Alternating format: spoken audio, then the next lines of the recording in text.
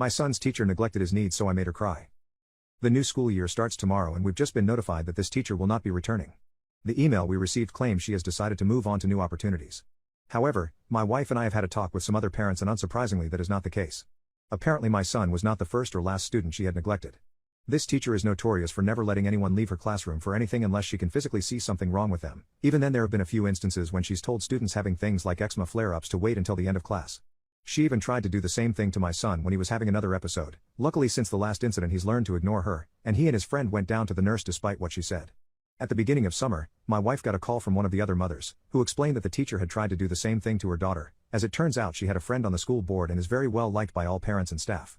She arranged a meeting with the teacher, the principal, the school board and the superintendent to discuss this teacher's behavior. Before the meeting she spent ages compiling evidence against this teacher.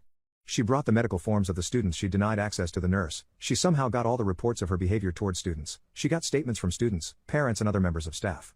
She even got a couple students who had more serious incidents to come to the meeting with their parents and recount what had happened. We couldn't be there since we were going on holiday. When it finally came time for the meeting the teacher had not anticipated that the mother would be so prepared, and after an hour in the meeting, the teacher was finally fired after 6 years of mistreating students.